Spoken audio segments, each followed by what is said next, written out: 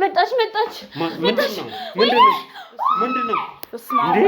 ኧረ ያዘው ቆይ ምንድነው የመጣ ሰው አለ እንዴ? ፈጣሪን አመሰግናለሁ። በመቀጠል ያው ቀደም ብዬ እንደነገርኩህ የልጄ የጤና ሁኔታ ከበፊቱ እግዚአብሔር ይመስገን። ምክንያቱም እኔ የሩቅ ሰው እንኳን አምናለሁ እንኳን እህቴ ብያት ማስባት ልጅ እንዴት እንደዚህ ታደርጋለች ብዬ ልመንና በጣም ነው ማለት በቃ በጣም ነው ልቤን የሰበረችው። እንደዚህ ታደርጋለች ብዬ አልጠበቅኩም ነበርና እናቴ ስትነግረኝ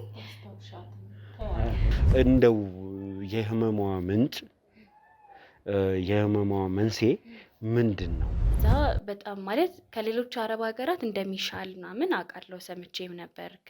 ትንሽ ነፃነት ያለው ሀገር ነውና እኛ ልክ ከተቀጠርን በኋላ ኮንትራት ምናምን ይዘን የራሳችን ቤት ተከራይተን መኖር የምንችልበት ሁኔታ ነበርና በሚገርምህ ያው ስራ ብላ ሄደች። እዛ ያላትን ነገር እኔ ማውቀው ነገር ስለሌለ ያለውን ነገር ጠይቃታለሁ ደጋግሜና ፈለገ ሪል ስቴት ሮያል ፕላዛ በመሃል ሜክሲኮ በባንኮች እና ዋና መስሪያ ቤቶች መገኛ ቦታ ላይ የተገነባ ደህንነቱ በተጠበቀ ቦታ ላይ መገኛውን ያደረገ ትልልቅ ሆቴሎች፣ ከፍተኛ የትምህርት ተቋማትና የንግድ ቦታዎች በቅርበት የሚገኙበት ድንቅ ስፍራ፣ ለሱቆች፣ ለካፌና ለሬስቶራንቶች የሚሆኑ ቦታዎች፣ የመዋኛ ገንዳ፣ ጂም፣ ለሐዘንና ለደስታ የሚሆን አዳራሽን ያካተተ ለሰውና ለዕቃ ማጓጓዣ 4 ሊፍቶች የተገጠሙለት የከርሰ ምድር ውሃ ዳታ ሲስተም፣ ደረቅ ቆሻሻ ማስወገጃ፣ አረምኑ ቅጡ ያሻውትን የሚያገኙበት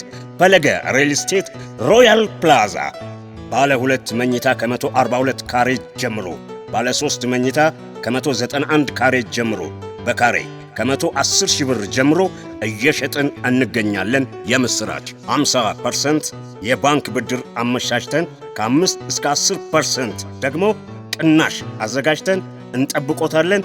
አሁኑኑ ይደውሉ። የሰው ልጅ ከፈተና ላይ ፈተና፣ በኑሮ ፈተና፣ እንደገና በህይወቷ ፈተና ያን ሁሉ አሳልፋ ነው እንግዲህ ብዙ ነገር እንደተደረገብን በዘመዶቻችንም ብዙ ነገር እንዳደረጉብን እኛ ላይ መጥፎ ነገሮችን ብቻ እኔ አብዛኛውን ማላስተውሳቸውን ነገሮች እናቴ ነግራኝ ነበር። እንደ ጓደኛ እንደ እህት ሆነን አብረን የምንኖረው ጥሩ ነገር ለኔ ያላቸውን አመለካከት ፊታቸው ላይ አንደበታቸው ላይ ሳይ ታዘባለሁ። እንደነገርኩ የሰው እጅ አለባትኝ። እሱንም ጸበል ላይ ለፍልፋለች በተደጋጋሚ ጸበል ለጸበል ቤተክርስቲያን ለቤተክርስቲያን ይዣት ስዞር ለፍልፋለች። እናምናወራው እያንዳንዱን የሆነ ነገር እንኳን ሳደርግ እሷን አማክሬ ነበር የማደርገውና ሁሉ ነገሬን ታውቃለች። ጠንቋይም አብሮ ስደት ይወጣ እንደዚህ አይነት ነገሮች በሰዎች መካከል አለ ነው እያልሽኛለሽ? አዎ እዚህ ሀገር ጠንቋይ አለ እንዴ ምናምን ብዬ ማለት ይሄን ነገር ማውቀው ነው እዚህ ኢትዮጵያ ውስጥ ነውና እዛም ሀገር በሚገርም ሁኔታ እንደዚህ ጠንቋይ ድግምት ነው የሚባሉ ነገሮች አሉ። ተነስቼ አለቅሳለሁ፣ ጮሃለሁ። የሆነ ሰዓት ደግሞ በሌሊቱ በሩን ከፍቼ እወጣለሁ። በቃ ምን ልበልህ ጤነኛ የነበረ ሰው ሙሉ በሙሉ ሲቀየር ይታወቃል። መጣች ምንድነው እንዴ? ኧረ ያዘው ቆይ ምንድነው የመጣ ሰው አለ እንዴ?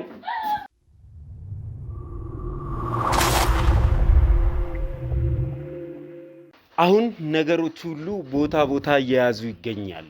እንግዲህ ሁላችሁም እንደምታስታውሱት ለወይዘሮ የሺ ላለፉት 2 ወራት አካባቢ ስንወጣና ስንወርድ እንደምንገኝ ይታወቃል። ብዙዎቻችሁ የወይዘሮ የሺ ልጅ ጤንነት ምን ላይ ደረሰ፣ ናርዶስ ምን ላይ ነው ያለችው የሚል ጥያቄ ስታነሱልን ነበር። ዛሬ ወይዘሮ የሺ የብዙዎቻችሁን ጥያቄ ሊመልሱ ጋብዘውናል። ልጃቸው ናርዶስ በምን አይነት ጤና ላይ ትገኛለች የሚለውን ደግሞ በአይናችን አይተን እንድንፈርድ ዛሬ እዚህ ቦታ ላይ ተገኝተናል። የጉዳዮች ከምን ደርሰዋል፣ ወይዘሮ የሺስ ምን ላይ ይገኛሉ የሚለውን ዛሬ ከሁላችሁም ጋር ሆነን የምናየው ጉዳይ ነው። ሰላም ውድ የዞላ ቲዩብ ቤተሰቦች እንደምን አላችሁ? ሰላም ደስታና ፍቅር ለእናንተ ይሁን እያለን እንግዲህ የዛሬው ፕሮግራማችን ተጀመረ ማለት ነው። የዛሬው ፕሮግራማችን በመግቢያ ላይ እንደተናገርኩት በወይዘሮ የሺና በልጃቸው ላይ የሚያጠነጥን ነው የሚሆነው። እንግዲህ ሁላችሁም እንደምታስታውሱት ልጃቸው ናርዶስ ጉዳይ ከተለያዩ ሰዎች ሰምተናል። ከተለያዩ ሰዎች አቅጣጫ ታሪኩ ወደኛ ደርሷል። ዛሬ ግን ናርዶስ ያለችበትን ሁኔታ አይተን ከሷ አንደበት የምንሰማው ነው የሚሆነው። ከምንም በላይ ናርዶስ በምን ምክንያት እንደዚህ ልትሆን ቻለች የሚለውን ፊገር አውት እናደርጋለን ብለን እናስባለን። እንግዲህ እንደሚታወቀው በወይዘሮ የሺ ህይወት ዙሪያ ያሉ ሰዎች በሰሩት ወንጀል ልክ እየተጠየቁ ይገኛሉ። ጉዳያቸውም በፍርድ ቤት እየተካሄደ ይገኛል። እንግዲህ ያለው ነገር ምን ይመስላል፣ ወይዘሮ የሺስ በምን አይነት ሁኔታ ላይ ይገኛሉ የሚለውን እንግዲህ ወደ እናንተ ልናደርስ ነው። የብዙዎቻችሁ ጥያቄ ደግሞ ልጃቸው ናርዶስ ሰላም ሆና ማየት ነው። ብዙዎቻችን ስንመኘው የነበረው ቀን የደረሰ ይመስለኛል። ናርዶስ የጤና ሁኔታ ምን ላይ እንደሚገኝ ዛሬ እንግዲህ የምናይ ነው የሚሆነው። እንግዲህ ናርዶስ ተሽሏታል ወይ፣ ባለችበት ነው ያለችው ወይ፣ ዛሬስ ታሪኳን ልታወራን ትችላለች ወይ የሚለውን እንግዲህ ከፕሮግራሙ የምታገኙት ነው የሚሆነው። እኔ በጣም ኤክሳይትድ የሆንኩበት ፕሮግራም ነው። ምክንያቱም በጣም ብዙ የለፋንበት ነው። እንደሚታወቀው ይሄንን ጉዳይ የጀመርነው ከአቤል ጋር ነው። አቤል ደግሞ በተለያዩ ምክንያቶች የወይዘሮ የሺን ጉዳይ ወደ እናንተ ማድረስ አልቻለም። ምክንያቱም እሱ የያዛቸው ኬዞች ፋታ ሊሰጡት አልቻሉም። ከዛ የተነሳ እንግዲህ ከካሜራ ውጪ የሚሰራውን ሁሉ የሚሰራ ቢሆንም እንኳን በአካል ተገኝቶ ግን በካሜራ ቀርጾ ለእናንተ ማድረስ አልቻለም። እናንተ ደግሞ በተደጋጋሚ የወይዘሮ የሺን ጉዳይ እየጠየቃችሁን ስለሆነ ዛሬ እንግዲህ የወይዘሮ የሺን ጉዳይና የልጃቸውን ናርዶስ ጉዳይ ለእናንተ ልናደርስ ሰዓታችንን ጠብቀን ተከስተናል ማለት ነው። እስከ መጨረሻው ድረስ ከኛ ጋር ከሆናችሁ በመግቢያው ላይ ያያችኋቸው እጅግ በጣም ብዙ አስደናቂ ነገሮችና ሌሎችም ነገሮች የሚቀርቡበት ለየት ያለው የወይዘሮ የሺና የናርዶስ የመጨረሻ ጉዞ ምን ይመስል ነበር የሚለውን የምናይበትን ፕሮግራም ወደ እናንተ ልናደርስ ነው። ወደ እናንተ ስናደርስ ደግሞ እናንተ እንደተለመደው አታስቀይሙንም። ሼር፣ ላይክ፣ ኮመንት፣ ሰብስክራይብ በማድረግ ቤተሰብ ሁኑ ለማለት ወዳለሁ። እንግዲህ አስቀድመን ወይዘሮ የሺን የምናገኛቸው ነው የሚሆነው። ከዛ በኋላ ናርዶስ ወዳለችበት እናመራለን ማለት ነው። ይህን ቪዲዮ ላይክ ማድረግና ሀሳብ አስተያየት መስጠት የብዙዎቻችሁም ጥያቄ ስለነበረ እንግዲህ ምን ተሰማችሁ የሚለውን ሀሳብ አስተያየት መስጫው ላይ እያስቀመጣችሁ ለማለት ወዳለሁ። እስከ መጨረሻ ድረስ አብራችሁኝ ሁኑ። ዘላለም ዘገየ ነኝ።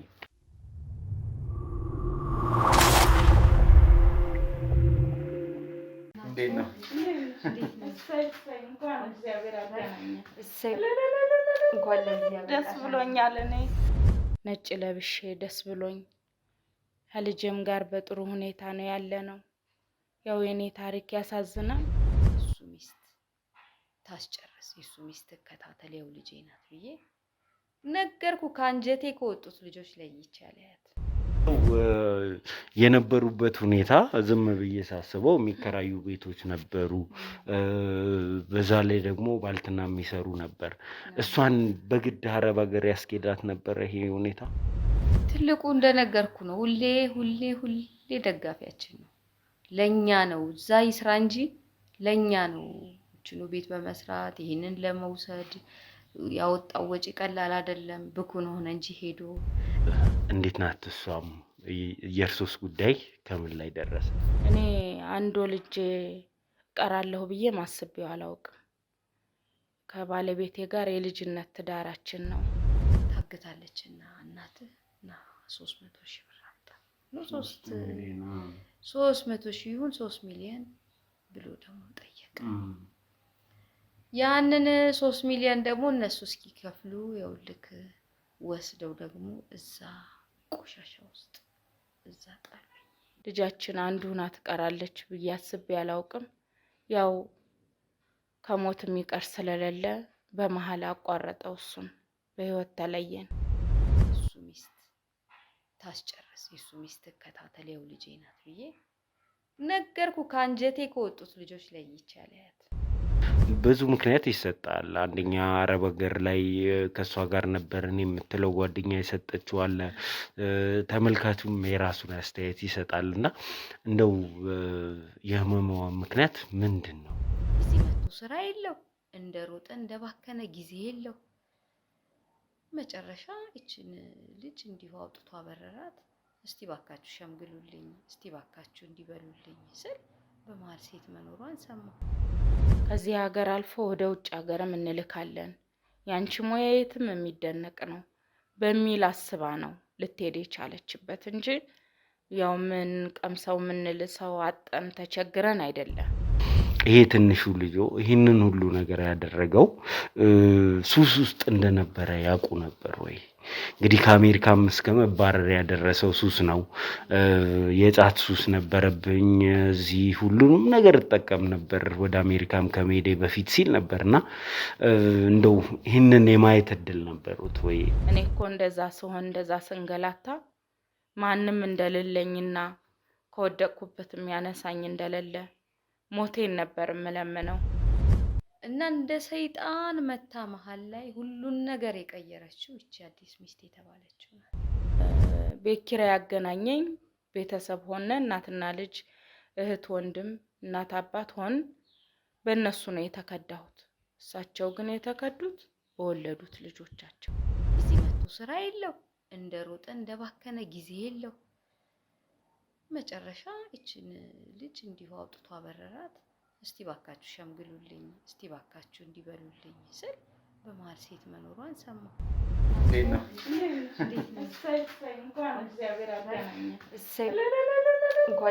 ደስ ብሎኛል እኔ።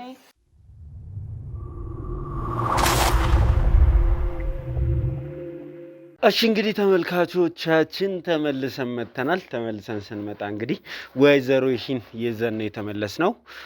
የብዙዎቻችሁ ጥያቄ ዛሬ ይመለሳል ብዬ አስባለሁ። አብዛኞቻችሁ ስትሉን የነበረው እንግዲህ ወይዘሮ የሺና ልጃቸው ናርዶስ ጤናዋ ተመልሶ በደስታ ሲኖሩ ማየት እንመኛለን እንፈልጋለን ስትሉ ነበር። እንግዲህ ዛሬም ትንሽ የተወሰነም ቢሆን ፕሮግረስ ስላለ ነው እዚህ ተመልሰን የተገናኘ ነው። ደስታ ይጋባል። ጤና ተላላፊ ነው መሰለኝ። እሳቸውም ደስተኛ ናቸው። ልጄም ጥሩ ላይ ናት። ዛሬ ልታገኟት ትችላላችሁ። እስከ ዛሬ ድረስ ብዙ ሰው ከእሷ ሳይድ ያለውን ታሪክ አልሰማም ብለው እንግዲህ በእሳቸው ፈቃደኝነት ነው ዛሬ እዚህ የተገኘ ነው። በመጀመሪያ እንኳን ደስ አለዎት። እጅግ በጣም ብዙ ሰው እርሶን ማየት ይፈልጋል፣ እርሶን ፍቅር እያሳየ ይገኛልና ምን ተሰማዎት ከሚለው ልጀምር እስቲ። በመጀመሪያ አሁንም በመገናኘታችን ፈጣሪን አመሰግናለሁ። በመቀጠል ያው ቀደም ብዬ እንደነገርኳችሁ የልጄ የጤና ሁኔታ ከበፊቱ እግዚአብሔር ይመስገን ካደር ለውጥ እያመጣች ከበፊቱ ከነበረችበት አሁን እያወቀች ነው ብዬ ባለፈው ነግሬህ ነበረ። አሁንም ደግሞ እግዚአብሔር ይመስገን ፈጣሪ አያልቅበትም። ነገሮቹ እየተስተካከሉልን ሲመጡ የሷም ጤና አብሮ ተስተካክሎ አሁን ልክ እንደ ድሮዋ ናት ልጄ። እግዚአብሔር አምላክ ተመልሶ ያስመጣብኝ ወደ ድሮዋ ሁኔታ ተመልሳልኛለች። ድሮ ስታስብ የነበረውን ድሮ ስታረግ የነበረውን ነው እያስታወሰች እየነገረችኝ ያለችው። አላምንም ሁላ እያልኩኝ ደግሜ አወራታለሁ፣ ጠይቃታለሁ።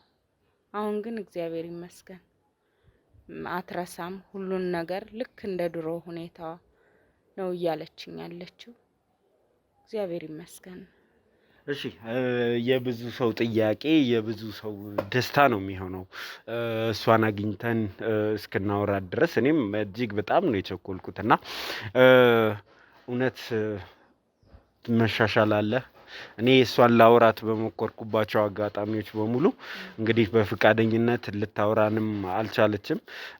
ያለውም የአእምሮ ችግሩ ያለፉ ነገሮቿን እንድታነሳ እየፈቀደላት አልነበረም እና አሁን እንደው ቁጭ ብላ ስለ ድሮ ማውራት ቻለች ነው እያሉኝ ያሉት። ያው ቁጭ ስንል በተቀመጥንበት ሰዓት አብረንም ስንተኛ አወራታለሁ።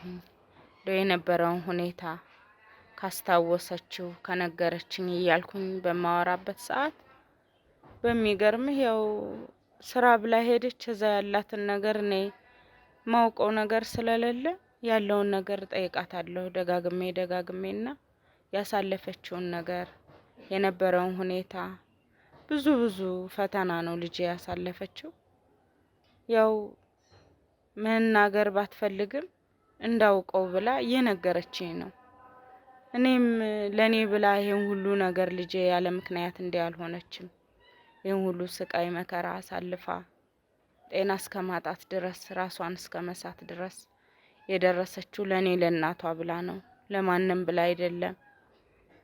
በዚህ ሰዓት ጥቂቶቹ ናቸው ለቤተሰቦቻቸው የሚያስቡ ልጆች፣ አብዛኞቹ ራስ ወዳድ ናቸውና የኔ ልጅ ግን ለራሷ ሳትኖር ለኔ ይሄን ሁሉ ስቃይ መከራ ለኔ ብላ ነው ያሳለፈችው። ያየችው መከራና ስቃይ ደግሜ ለመንገር ለማውራት ራሱ ይሰቀጥጠኛል፣ ያሳዝናል በጣም። የሰው ልጅ ከፈተና ላይ ፈተና፣ በኑሮ ፈተና፣ እንደገና በህይወቷ ፈተና ያን ሁሉ አሳልፋ ነው እንግዲህ እግዚአብሔር ወደ ነበርሽበት ተመለሽ ብሎ ይኸው በዚህ ሰዓት ራሷን አውቃ ወደ ሙሉ ጤንነቷ የተቀመጠችው። እሺ ይሄ ደስ የሚል ዜና ነው። እኛ እዚህ ቁጭ ብለን ጊዜውን ማሳለፍ አንፈልግም። እንደው አንድ ጥያቄ መጠየቅም ካለብኝ እሷን እርግጠኛ ስላልሆንኩኝ ነው። እንደው የህመሟ ምንጭ የህመሟ መንስኤ ምንድን ነው?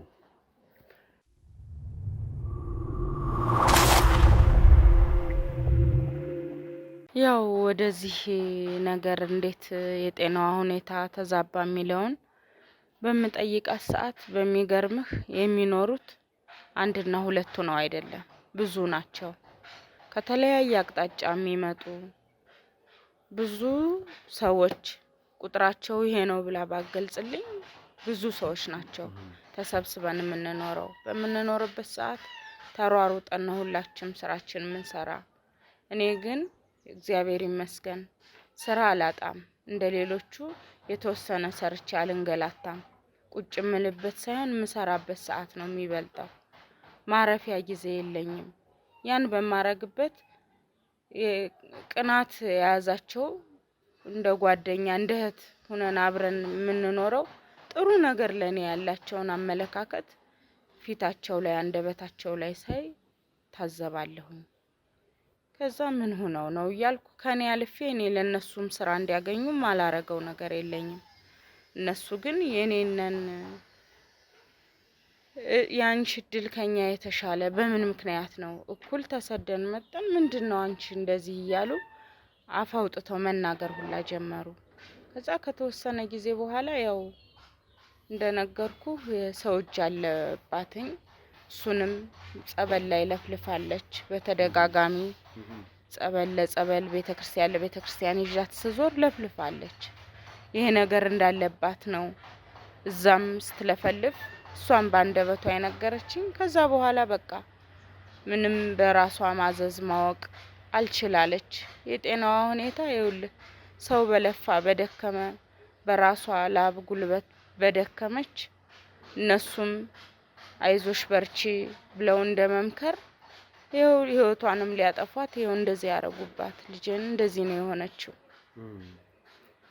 እና የሰው ነገር ከባድ ነው። እስቲ እንግዲህ ከሷ ጋር በምናደርገው ቆይታ ደግሞ የሷን ሳይድ ኦፍ ስቶሪ የምንሰማ ነው የሚሆነው። እስከ መጨረሻው ድረስ ከኛ ጋር ከሆናችሁ በጣም ስለጓጓው ወደ ሷ መሄዱን ስለፈለኩኝ ነው። እንግዲህ እዚህ ያለን ቆይታ በዚህ እናብቃና ወደ ሷ ሄደን ደግሞ ምንድን ነበረ እንዴት ነበረ ያሳለፈችው የሚለውን ከሷ አንደበት የምንሰማ ነው የሚሆነው። እስከ መጨረሻው ድረስ አብራችሁ ነው።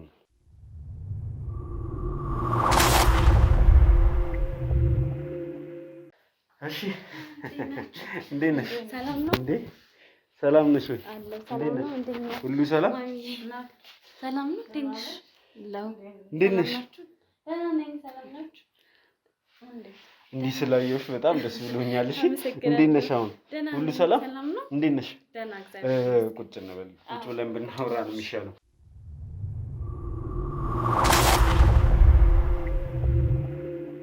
እሺ ተመልካቾቻችን ተመልሰን መተናል። ናርዶስ እንደዚህ ስላየንሽ በጣም ደስ ብሎናል። እንግዲህ ዛሬ በጣም አምሮብሻል የምትይኝ ነገር አለ? አመሰግናለሁ በጣም በዋነኛነት ለዚህ ያበቃኝ ፈጣሪ ይመስገን። በመቀጠል ደግሞ እናንተ ለብዙ ጊዜ የተመላለሳችሁ እናቴንም እኔንም እያገዛችሁኝ እዚህ ደረጃ እንድደርስ ስላደረሳችሁኝ በጣም ነው የማመሰግነው። እናንተ ብዙ ለፍታችኋል፣ እናቴም እንደዛው በጣም ብዙ ተንከራታለች እና ደግሞ ምንም ዘመድ እንደምታውቁት ዘመድም ደህና ጎረቤትም ምናምን አልነበረንም እና ይህ ሁሉ ጊዜ እኛን ሳትተውን ከፈጣሪ በታች ስለረዳችሁኝ ያው እግዚአብሔር ይስጥልኝ። ሌላ ምንም ልል አልችልም እና የእናንተም ውለታ አለብኝ። ብቻ በጣም ነው የማመሰግነው። እድሜ ለእናንተና ለእናቴ አሁን ያለሁበት ደረጃ እንድደርስ ስለረዳችሁኝ አመሰግናለሁ። በጣም ደስ ብሎኛል እንደዚህ ስታወሪ ስላየሁሽ ስላገኘሁሽ በጣም ደስ የሚል ነገር ነው።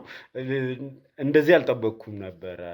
ከዛም ስንመጣ እንደምናወራ ምናምን ተስፋ አድርጌ ነበርና ነገሮችን ግን እንደዚህ አስታውሰሽ አንድ በአንድ እንትን ብለሽ ትነግሪናለሽ ብዬ አላሰብኩም ነበርና በጣም ደስ ብሎኛል። በጣም ደስታ እየተሰማኝ ነው። እርሶም የሚሉት ነገር ካለ ይሉናል። ግን እንዴት ነው አሁን ያለሽበት ሁኔታ ምንድን ነው የሚሰማሽ የሚለውን ንገሪኝ።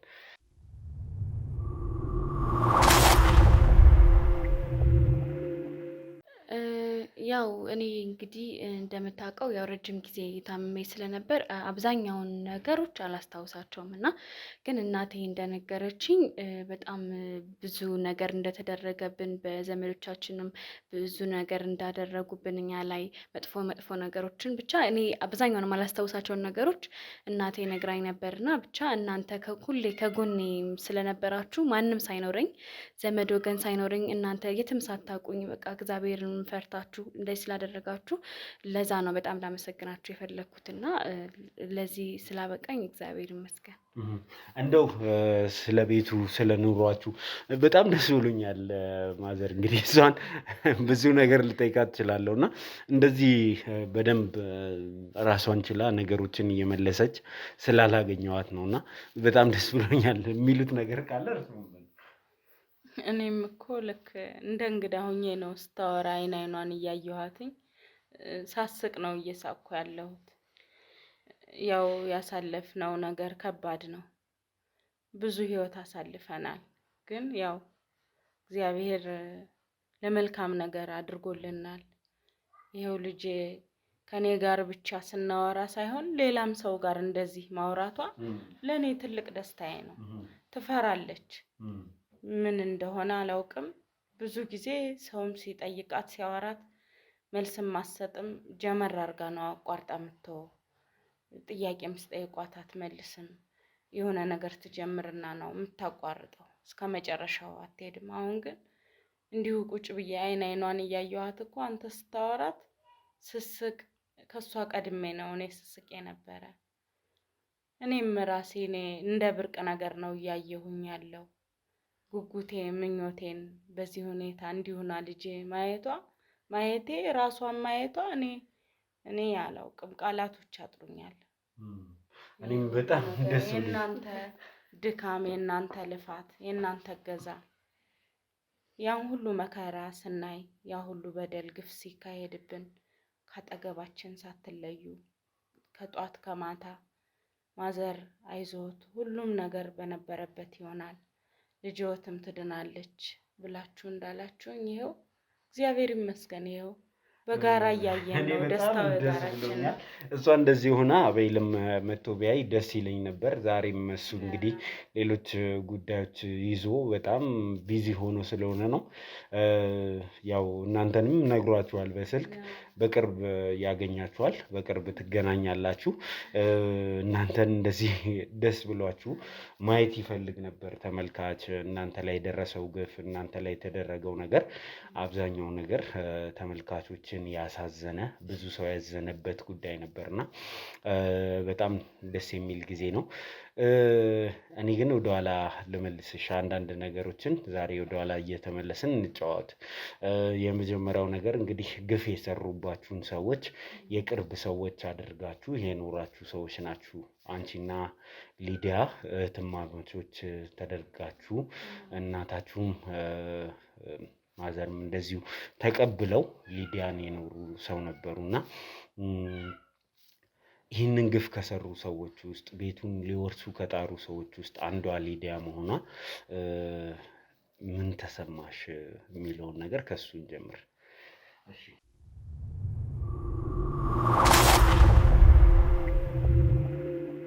ሊዲያ ማለት እንደምታውቁት እንግዲህ የኛ ተከራይ የነበረች ልጅ ናትና በደንብ እኔ ትልቅ ከሆንኩ በኋላ ብቻ በቃ ሌላ ሰው ስለሌለ እህትም ወንድሞችም ስለሌሉኝ እሷ ነበረች እንደ እህቴ። በቃ በጣም ነው የማቀርባት። ሁሉንም ነገር ነው የምናወራው።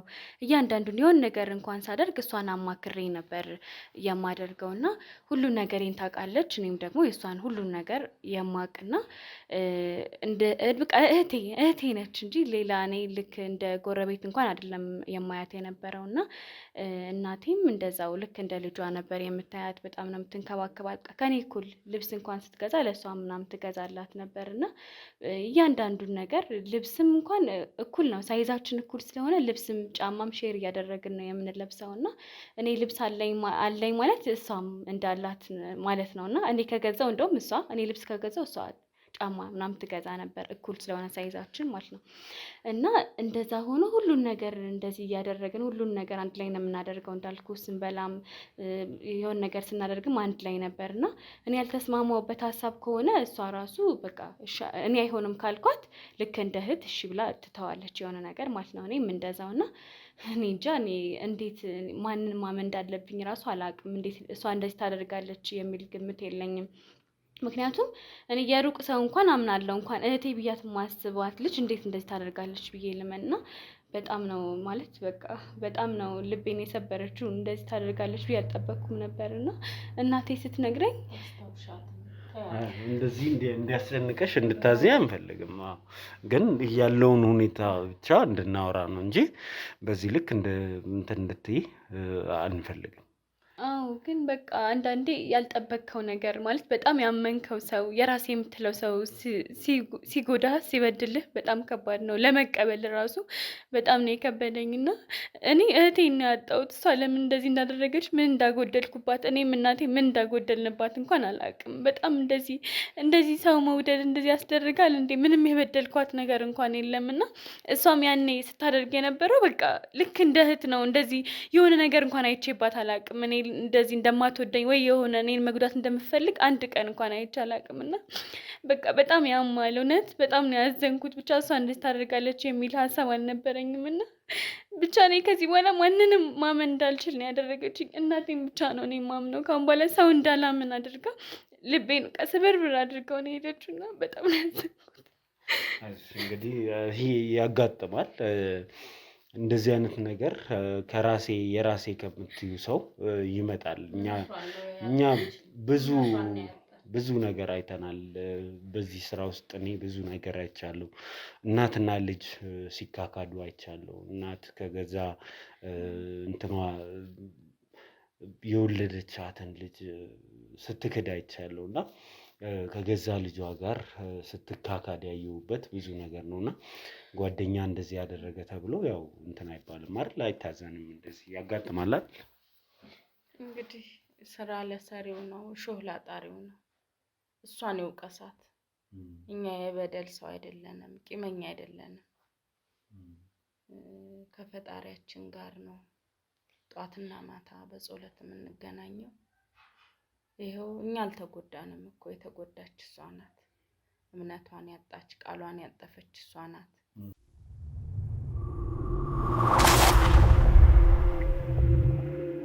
አሁን እኛ እግዚአብሔር ይመስገን ባለንበት ሁኔታ ጥሩ ላይ ነን። እነሱ ግን ህግ እጅ ናቸው፣ እስር ቤት ነው ያሉት። ህይወታቸው ሁሉ ምስቅልቅል ብሏል። ከእንግዲህ በኋላ ከስንት ዓመት በኋላ እንግዲህ ወጥተው ምን እንደሚሆኑ ስንት ዓመት ይፈረድባቸው። ይሄ ህይወት ከባድ ነው። እኛ አልጎደለብንም፣ የሰው ሀብታም ነን እግዚአብሔር ይመስገን። እነሱ ግን ያረጉትና እየሆኑ ያሉት ለነሱ የዘላለም ጸጸት ነው የሚሆንባቸው። እኛ አልተጎዳንም፣ እግዚአብሔር ይመስገን። ጉዳታችን በእናንተ አማካኝነት እየተካስነ ነው ያለ ነው። አቤል ወንድሜ ብዙ ለፍቷል፣ እግዚአብሔር ይስጠው። ያው እንዳልከኝ የስራው ሁኔታ ጧት ማታ ለመገናኘት አልቻልንም እንጂ በስልክ እናወራለን ያለውን ነገር። እማዬ እንዴት ነው ማዘር? አይዟችሁ፣ ሁልጊዜም ይህን ቃሉን ነው። መምጣት ስላልቻልኩ ነው፣ ስራ በዝቶብኝ ነው፣ ያለውን ነገር እየተከታተልኩ ነው። አይዟችሁ፣ ሁሌም ይሄን ነው የሚለን እና የእነሱ ሁኔታ የምድር እስረኛ መሆን ከባድ ነው። የምድር እስረኛ ሆነዋል። የሰማዩ ቤታቸውን ደግሞ እግዚአብሔር ነው የሚያውቀው። ብዙ ነገር እንግዲህ ተፈጥሯል፣ ብዙ ነገር ደግሞ አልፏል። ዋናው ነገር አታደርግብኝ አይደለም፣ አይፈጠር አይደለም፣ ማለፉ ነው ከምንም በላይ ዋናው ነገርና እስቲ እንቀጥል። ትንሽ አረፍ ትያለሽ? አረፍ ብለን እንቀጥል ወይስ መቀጠል ትችላለሽ? አይ ችግር የለውም መቀጠል ይችላል። ከምንም በላይ ደግሞ ብዙ እንቆቅልሽ ከሆኑብን ነገሮች ውስጥ አንዱ ያንቺ እንደዚህ መሆን ነው። ብዙ ጊዜም ጸበል ቦታ ለፍልፈሻል፣ ተናግረሻል። እሱን ደግሞ እናትሽም ሰምተውታል። እንደዚህ አይነት ነገሮች እንዴት ሊፈጠሩ ቻሉ? የትስ ነበር፣ እንዴትስ ነበር የምትኖሩ የሚለውን ነገር እስቲ ባጭሩ አስረጅን።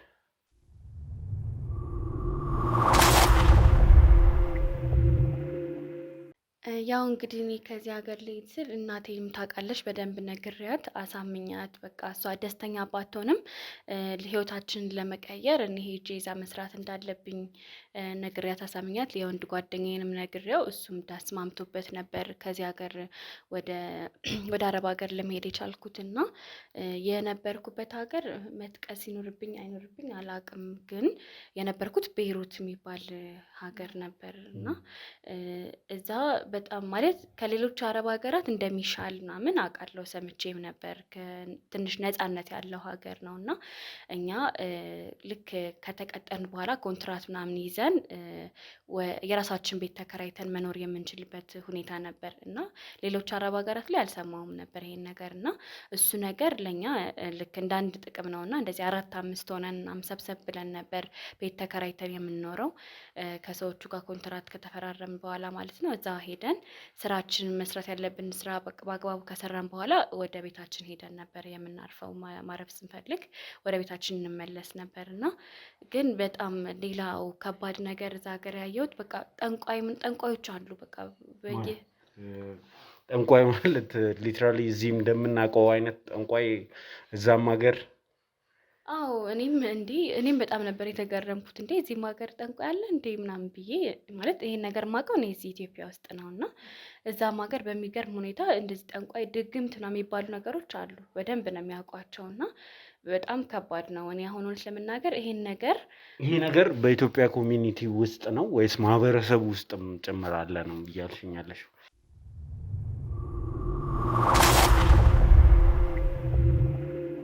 አዎ ማለት የኢትዮጵያዎች ናቸው፣ ኢትዮጵያውያን ናቸው እዛ ሄደው ጠንቋይ የሚሆኑት እንጂ እዛ ያሉት አይደለም ጠንቋይ ሆነው የሚሰሩት። እና ኦኬ የኢትዮጵያ ኮሚኒቲ ከዚህ ሄደ ጠንቋይም አብሮ ስደት የወጣ እንደዚህ አይነት ነገሮች በሰዎች መካከል አለ ነው እያልሽኝ ያለሽው? አዎ ማለት እዚህ በጣም ብዙ ሰዎች ጠንቋይን ስለሚያምኑ ይመስለኛል እዛም ይሄ ነገር ያዋጣናል ብለው ይሄን ነገር ጀምረውት በደንብ እንደውም ከኢትዮጵያ ከሚደረገው በላይ እዛ በደንብ ጠንቋዮቹ በደንብ ይሰራሉ። የሚጠይቁትም ገንዘብ ምናምን ብዙ ነው እና እዛ በደንብ ይሰሩበታልና ይሄን ነገር ስራዬ ብለው ልክ እንደ ሙያ ይዘው የሚሰሩ አሉና እኔም የሰማሁ ሰዓት በጣም ነበር የደነገጥኩትና እዛ ያሉትም ደግሞ በደንብ ይጠቀሙበታል። በቃ ይሄን ጠንቋይን ልክ እንደ አምላካቸው የሆነ ነገር ማድረግ ሲፈልጉ እዛ ሄደው ምናምን እንትን ይላሉ ማለት ነው። ማድረግ የሚፈልጉትን ነገር ይናገራሉ። እና እኔ ይሄን ነገር እውነት ለመናገር ማን በትክክል እንዳደረገብኝ መናገር ይከብደኛል። ግን በቃ እዛ እርስ በርስ በጣም ይቀናናሉ። እኛ ራሳችን እንግዲህ ሁላችንም ኢትዮጵያውያን ሆነን ለምን እንደዚህ እንደምንጠማመድ እና እንደምንቀናና ራሱ አላውቅም። እና ኦኬ አሁን ግልጽ እንዲሆንልኝ የምፈልገው ነገር አለ። ከዚህ ስትሄዱ በስፖንሰር ነው የምትሄዱት? የሰው ቤት ለመቀጠር ነው የምትሄዱት? ከዛ በኋላ ነው ወጥታችሁ አብራችሁ የምትኖሩት? አዎ ከዛ በኋላ ልክ እዛ እንደሄድን ሁሉም ሰው ፈላጊ ነው ማለት እኔ አሁን እዛ እንደሄድኩ ብቻዬን ምናምን ስለሚከብደኝ ሌላ እንደኔ አይነት ሀበሻ ምናምን እፈልጋለሁ እና ሁላችንም እንድትጠፊ ከዛ ቤት ይረዱሻል ማለት ነው። ኦልሬዲ ከሄድሽበት ስፖንሰር ካረገሽ ቤት ጠፍተሽ ነው የምትኖሪው? አዎ ያው እሱማ ጠፍቼ ነው የምኖረው እና እርስ በርስ ተፈላልገን በቃ እንደዚህ ተደራጅተን እንኖር ተባብለን ነው አንድ ላይ ተነጋግረን አንድ ላይ የምንኖረው ማለት ነው። እንዳልኩ እንደዛ ስትኖሩ በጓደኝነት ስትኖሩ እንደዚህ አይነት ነገሮች የሚመጡት ከዛ በኋላ ነው ማለት ነው። ምቀኝነቱም የሆነ ነገር ማድረጉም ምን የተለየ ነገር አንቺ ላይ አግኝተው ነው እንደዚህ አይነት ክፉ ነገር እንዲያደርጉብኝ ያደረገውት ያለሽ አንቺ? እውነት ለመናገር እኔ ከነሱ የተለየ ነገር አለኝ ብዬ አላስብም። እንደው ከዚህ የሆነ መንፈስ ካልሆነ እንደዚህ እንዲያደርጋቸው የሚያደርገው እዚህ ማለት ኢትዮጵያ ውስጥም አለ እንደዚህ አይነት የቅናት መንፈስ እና እነሱም እንደዛ ነው። ምንም የተለየ ነገር ነው የኖረኝ አይደለም፣ ግን ሁሉም ሰው በቃ ይቀናናሉ። ለምን እንደሆነ አላውቅም። እንግዲህ የምቀኝነት ነገር አለ ውስጣቸው እና ምክንያቱም ግልጽ አልሆነልኝም እና በቃ የተለየ ትሰሪ ነበር? የተለየ ገንዘብ ታገኚ ነበር ወይ ደግሞ የተለየ ቁንጅናሽ ሰዎችን ይስብ ነበር? ምንሽን ነው የፈለጉት? አንዳንድ ጊዜ እንደዚህ አይነት ነገር የሚሰሩ ሰዎች የሆነ ነገርሽን ይፈልጉና እንትን ይላሉና ምንድነው እንዲያደርጉ ያደረጋቸው ታያለሽ? እንግዲህ ሲመስለኝ እኔ በተቻለኝ መጠን በደንብ እሰራለሁ እና በደንብ ገቢም አገኝ ነበር በቃ እና ያው ግን እነሱም ያቅማቸውን ያክል ይሰራሉ። እኔ ደግሞ በደንብ በቃ ከነሱ ከሚሰሩት በላይ የራሴን የመተኛ ሰዓቴን ቀንሼ በደንብ እሰራ ነበር። ማለት እዚህ የሄድኩት ለመለወጥ እስከሆነ ድረስ ጊዜን በደንብ መስዋዕት አድርጌ ስራ ምናምን በደንብ እሰራለሁ። ያው ገንዘብም ይይዝ ነበር እና ምናልባት እሱ ከሆነ አላውቅም እንግዲህ ያው እነሱም መስራት ይችሉ ነበር። በዚህ እንዴት ሰው ምቀኛ ይሆናልና ብቻ በትክክል እንዳልኩህ እርግጠኛ አይደለሁም። ግን ምናልባትም ብዙ ስለምሰራም ሊሆን ይችላል። እንግዲህ አላውቅም ለምን እንደዛ እንደሆኑ አላውቅም።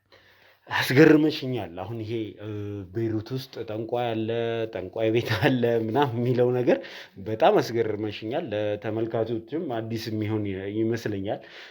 ስለዚህ ጉዳይም የምታውቁ ሰዎች ካላችሁ ሀሳብ አስተያየታችሁን ስጡን እና እንትን እንበል እስቲ። ግን ህመሙ እንዴት ነው የጀመረሽ? ምንድንስ የወሰድሽው እርምጃ የሚለውን ነገር ይመስል። ህመሙ የጀመረኝ በቃ ስራ ምናምን መስራት እጄ ራሱ እቃ መያዝ ምናምን በቃ እቃ ራሱ እንደዚህ ይዤ እቃ ላጥብ ምናምን ስል ከእጄ ላይ ይወድቃል ሳህኑ ማለት ነው። በቃ ብቻ እጄ መንቀሳቀስም ይከብደኝ ነበር። ራሴን በጣም ያዞረኛል እና በቃ በአግባቡ ስራ መስራት አልቻልኩም።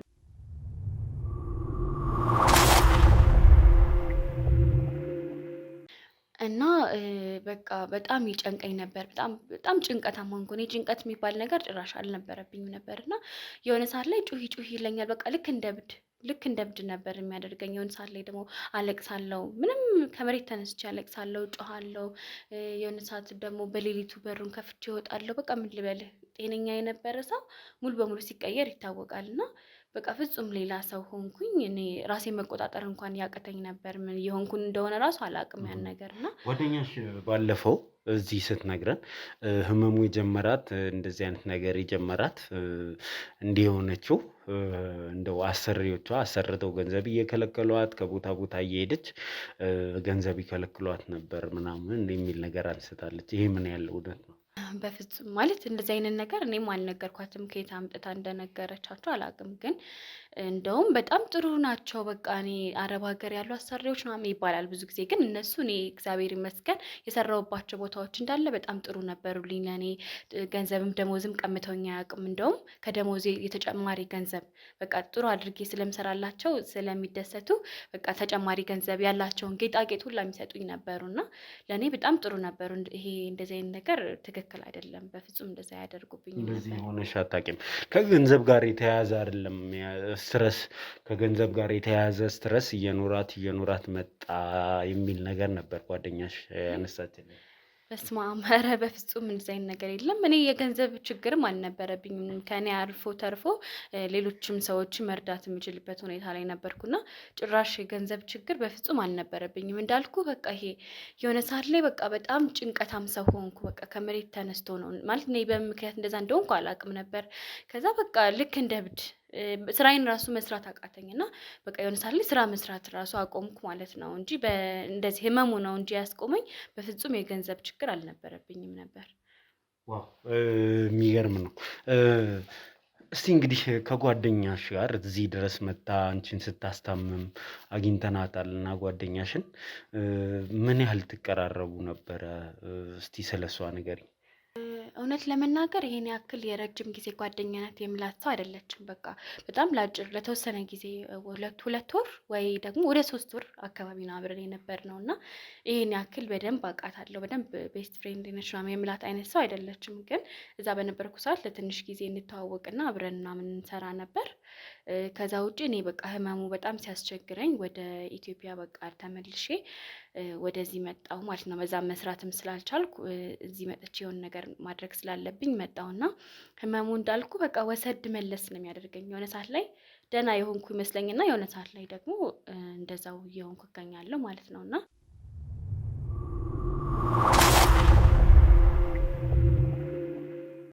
እዚህ ከመጣሁ በኋላ ጸበሉንም ጀምሬ ከዛ እናቴን በደንብ እያስታመመችኝ እያስጠመቀችኝ እያለ የሆነ ጊዜ ቆይታ ነው በቃ የሆነ ያክል ጊዜ ቆይታ ነው እሷ የመጣችውና እኔ ግን እንዳልኩ በቃ እየተባባሰብኝ እየታመምኩ ስለነበር በደንብም እንትን ልብም አልሰጠዋትም ነበርና ያኔ ብቻ ተመልሳ ነበር እሷ እኔን ለማየት ይሁን ምን ይሁን አላወኩም። አንቺ ጋር እንደዚህ ጸበል ቦታ ድረስ መታ እንድትቀመጥ የሚያደርጋት ዲፕ የሆነ ወዳጅነት አላችሁ? አይ በጣም አጭር ጊዜ ነው የማውቃት። ምናልባት እሷ እንደው ልቧ ጥሩ ሆኖ ጥሩ ሰው ሆና አዝናልኝ እንደው ለያት ምናምን ብላ ካልሆነ ይሄን ያክል የቅርብ ግንኙነት የሚባል ጸበል መቶ እኔን እስከማስጠመቅ የሚያደርስ ግንኙነት እንኳን የለንም። እሷ እንዳልኩህ ጥሩ ሰው ሆና ለሰው የሚያዝን ሰው አንድ ቀን ላወቀውም ሰው የሚራራ አይነት ሰው ከሆነች ነው እንጂ ይሄን ያክል የቅርብ ግንኙነት ምናምን የለንም ነበር። እኛ እዚህ መተን ከሄድን በኋላ እርሱንና እሷን ከማገናኘታችን በፊት ነው እንግዲህ እሷ ከዚህ ጸበል ወጥታ ሄደች የተባልነው እና ለውጦቹም መሻሻሎቹም ከዛ በኋላ ነው የመጡትና ይሄ ነገር አጋጣሚ ነው መስሎ የሚታያችሁ እናንተ? ኧረ በጭራሽ አጋጣሚም አይደለም። ያው ካደር በጸበሉ ብዛት ነው ለውጡ የመጣው፣ አጋጣሚ አይደለም። ያው እናንተም ስትመጡ ታያት የለ እሷ በመታየት እኔ ስለ ጓደኛዋ ነው እያወራ ያላት። ጓደኛዋ እዚህ ባለች ሰዓት የነበራት ሁኔታና አሁን እሷ ስትርቅ ያለው ሁኔታ ትንሽ ስለተምታታብኝ ነው። ኤኒዌይስ እናንተ ያላሰባችሁትን ነገር ያው ይሄ መርማሪ ጋዜጠኛ ነገር ሁሉንም ነገር ነው እና የሚጠራጠረው ለዛ ነው። እስቲ ለቦይ ፍሬንድሽ እናውራ። ቦይ ፍሬንድሽ ያንቺ መታመም አርቆታል። ከሱ ጋር የነበረሽ ነገር እንዴት ነበር? አሁንስ ምንድን ነው የሚሰማሽ?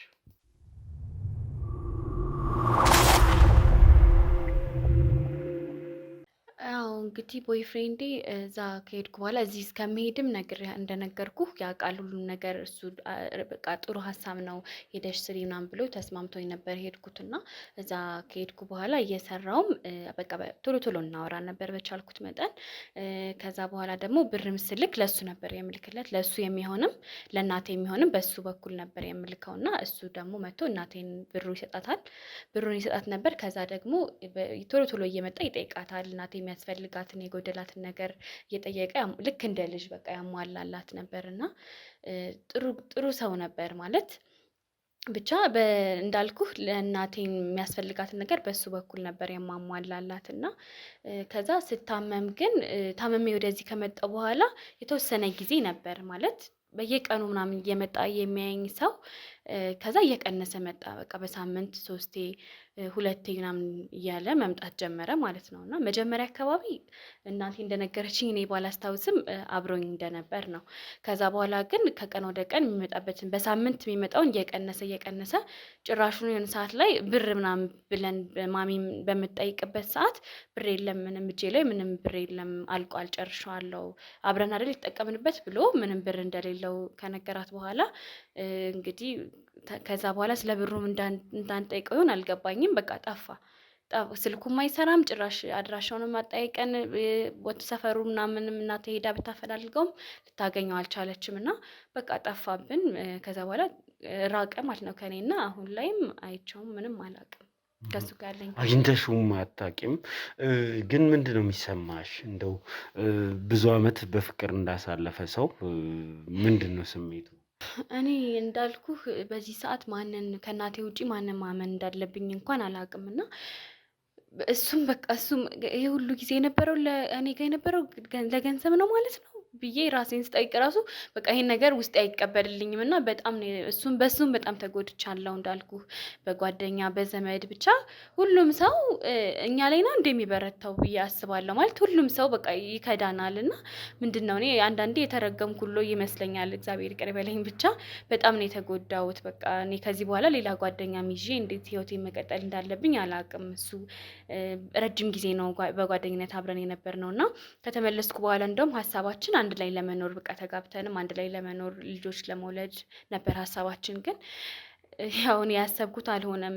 እሱ ምን እንደሚፈልግ ራሱ ማለት በጣም ጥሩ ነበር ከእኔ ጋር ያለ በጣም ጥሩ ሰው ነበርና ይሄን ነገር እንዴት እንዳደረገ እንዴት እኔን ለመክዳት እንዳሰበ ራሱ አላውቅም። እንዴት ይሄን የመሰለ መልአክ የነበረ ሰው ባንዴ ወደ ሰይጣን ሲቀየር በጣም ከባድ ነውና ብቻ በጣም ነው የተጎዳው። ህመሜ ያርቆታል ብለሽ ታስቢያለሽ? የኔ መታመም ነው እንጂ እንደው ልንቀጥል እንችል ነበር ብለሽ ታስቢያለሽ? እንግዲህ ህመሜ ከሆነ እኮ እውነት ለመናገር የሚወዳት ሰው ከሆንኩ እኮ ብታመምም ከጎኔ ሆኖ ማስታመም መርዳት ነው የነበረበት እና ይመስለኛል የኔ ህመም ያራቀበት ምክንያት ያው ገንዘብ ማግኘት ስለማይችል ይመስለኛል። እኔ ለገንዘብ ነው የቀረበኝ ብዬ ማመን ራሱ በጣም ነው የሚከብደኝ። ግን ምናልባት ባልታመም ኖሮ ያው እኔም ብሎ ሳይሆን ገንዘቤም ብሎ ነው ሊቀጥል የሚችለው ከኔ ጋር እና ብቻ እግዚአብሔር ይመስገን ያው ሁሉም ነገር ለበጎ ነው። እሱንም ዲዛይን ሰው መሆኑን ማወቄ በጣም ጥሩ ነው። መጨረሻም ቢሆን ተጎድቼም ቢሆን ለእውነት የማይወደኝ ሰው ከሆነ ይሄን ነገር እግዚአብሔር ስላጋለጠልኝ አመሰግናለሁና ህመሜ ብቻ አይመስለኝም ያው ለገንዘብ ብሎ ነበር ማለት ነው የቀረበኝ ብዬ ነው ያሰብኩት። እንደው በብዙ አቅጣጫ ተጎድተሻል። ሰው ገላለች ተብለሻል። እናትሽ ሞታለች ተብለሻል። ከቤታችሁ ተባረሻል። ከአረብ ሀገር በብዙ ተክደሻል። ዛሬ ላይ ቀና ብለሽ ራስሽን ችለሽ ለመሄድ ያለሽ ቁጭትና ወኔ ደስ ይላል እና በዚህ ሁሉ ውስጥ ማለፌ አጠንክሮኛል ብለሽ ታስቢያለሽ?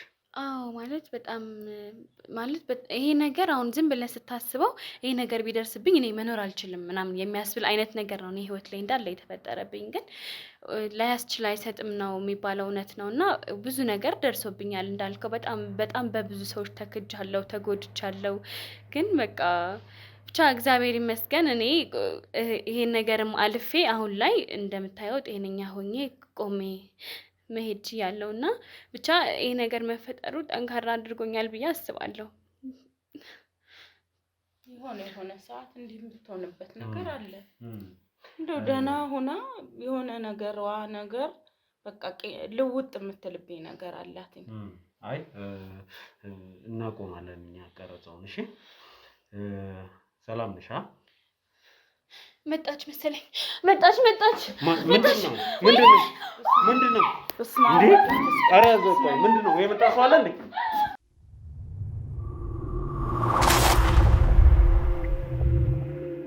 ፈለገ ሪል ስቴት ሮያል ፕላዛ በመሃል ሜክሲኮ በባንኮች እና ዋና መስሪያ ቤቶች መገኛ ቦታ ላይ የተገነባ ደህንነቱ በተጠበቀ ቦታ ላይ መገኛውን ያደረገ ትልልቅ ሆቴሎች፣ ከፍተኛ የትምህርት ተቋማትና የንግድ ቦታዎች በቅርበት የሚገኙበት ድንቅ ስፍራ፣ ለሱቆች፣ ለካፌና ለሬስቶራንቶች የሚሆኑ ቦታዎች፣ የመዋኛ ገንዳ፣ ጂም፣ ለሐዘንና ለደስታ የሚሆን አዳራሽን ያካተተ፣ ለሰውና ለዕቃ ማጓጓዣ 4 ሊፍቶች የተገጠሙለት፣ የከርሰ ምድር ውሃ ዳታ ሲስተም፣ ደረቅ ቆሻሻ ማስወገጃ፣ አረምኑ ቅጡ ያሻውትን የሚያገኙበት ፈለገ ሪል ስቴት ሮያል ፕላዛ ባለ 2 መኝታ ከ142 ካሬ ጀምሮ፣ ባለ 3 መኝታ ከ191 ካሬ ጀምሮ በካሬ ከ110 ሺህ ብር ጀምሮ እየሸጥን እንገኛለን። የምስራች 50% የባንክ ብድር አመቻችተን ከ5 እስከ 10% ደግሞ ቅናሽ አዘጋጅተን እንጠብቆታለን። አሁኑኑ ይደውሉ።